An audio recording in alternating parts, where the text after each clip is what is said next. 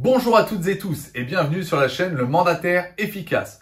Aujourd'hui, on va vous donner 3 conseils pendant cette pénurie de biens immobiliers. Allez, à tout de suite.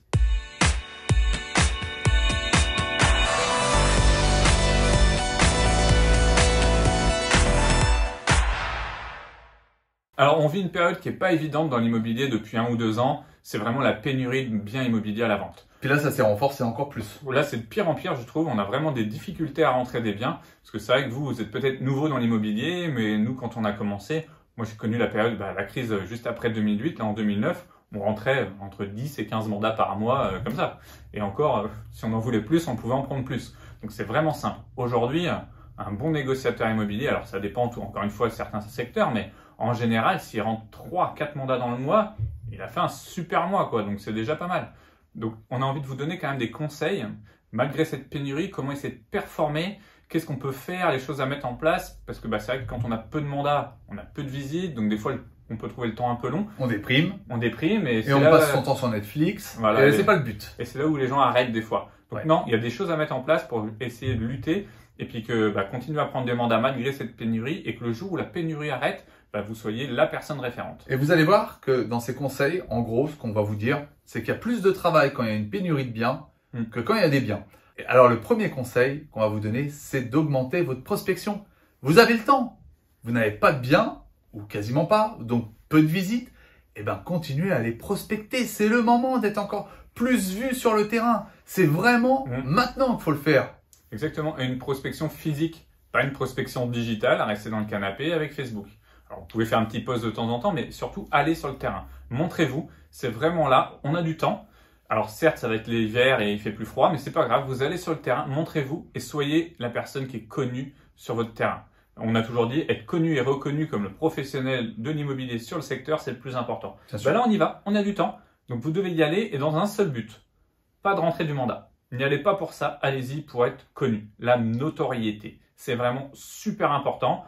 Vous y allez, vous faites Olivier, il fait ça super bien, il y va voir les commerçants, il passe pas mal de temps, il va chez le caviste, il va au resto, il va chez le caviste, il va chez le caviste, il passe plein de temps. Non, sérieusement, allez voir les gens, allez les voir. C'est un copain à lui le caviste, c'est pour ça. Mais sinon, allez-y, vous passez du temps là-bas, vous montrez surtout sur le secteur, vous montrez que vous êtes dynamique et que vous êtes encore là. Parce que c'est là où vous allez faire la différence. Bien sûr, parce que quand on vous voit plus, les gens disent, tiens, on le voit plus, le petit Ruchat.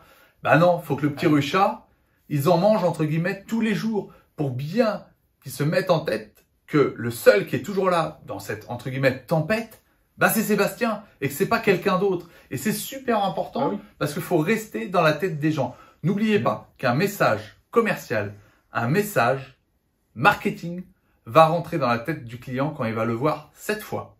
Ça veut dire quoi? Ça veut dire que s'il voit Sébastien qu'une fois tous les 36 du mois, il va l'oublier. Par contre, dans cette période, s'il le voit 7 fois, il va mémoriser uniquement Sébastien Ruchat. Et pour lui, le jour où il va mettre en vente son bien immobilier ou le jour où il va conseiller à un voisin, une agence ou un mandataire, il va conseiller Sébastien.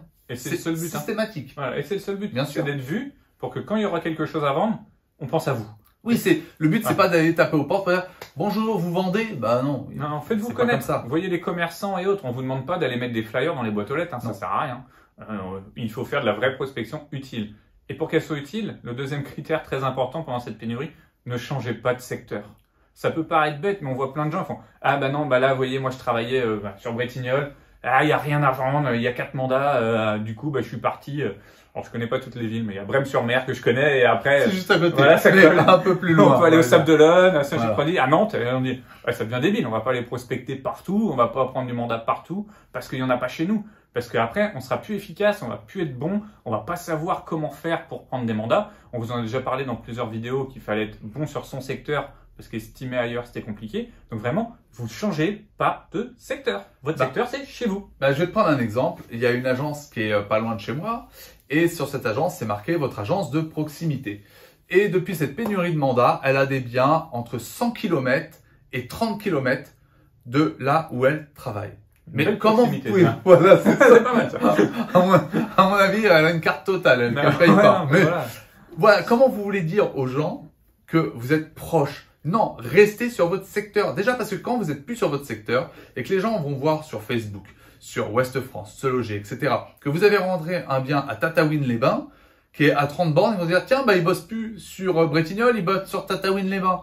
Bah non, forcément, ça va pas fonctionner. Ils vont se dire, bon, bah, il est plus sur le secteur. Bon, bah, tant pis, on appellera un autre. Puis vous allez perdre en crédibilité, vous allez perdre du temps.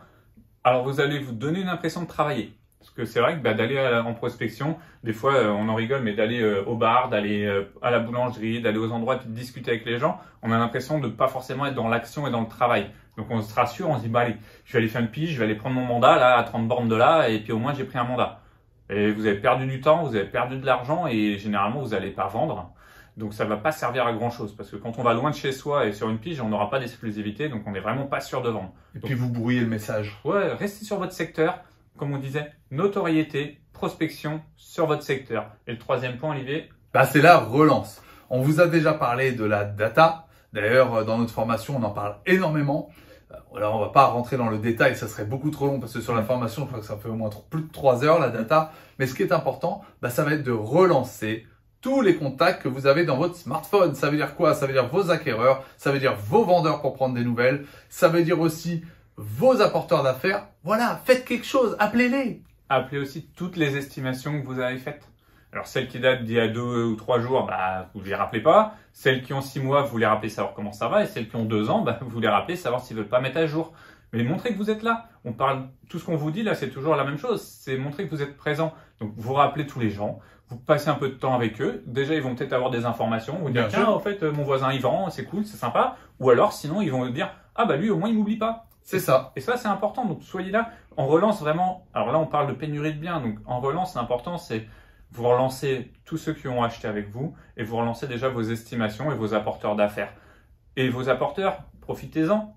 Invitez-les, allez boire un café avec eux, allez les rencontrer sur leur lieu de travail parce que ça vous permet, encore une fois, d'être présent, d'être vu par d'autres personnes que cet apporteur et d'essayer d'avoir encore un mandat. Parce que bah, quand on est en pénurie, le but, c'est quand même d'en rentrer à un moment donné et de rentrer un mandat exclusif. C'est ça. Nous, avec Sébastien, on a appelé ça le syndrome Netflix.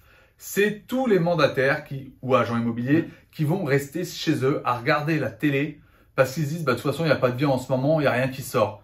Il n'y a pas pire que le syndrome Netflix. Il faut vraiment sortir de chez soi, être vu, parce que quand les biens vont ressortir à la vente, c'est pas vous qu'on va appeler. Donc, cette pénurie qui durera, admettons, 6 mois, on va prendre ça, ça va être plus simple, bah, les 6 prochains mois, vous allez aussi morfler. Alors que si vous avez été présent pendant ces 6 mois-là, je peux vous assurer que les 6 mois prochains, vous n'allez pas morfler parce que vous serez le mandataire de votre secteur le plus vu. Ouais, donc vous désabonnez de Netflix, vous abonnez à notre chaîne YouTube, et puis bah, nous on va se revoir dimanche prochain. À 10h pour une nouvelle vidéo. Exactement, pour pouvoir travailler efficacement et vivre sereinement. Allez, excellent dimanche. Allez, bon dimanche.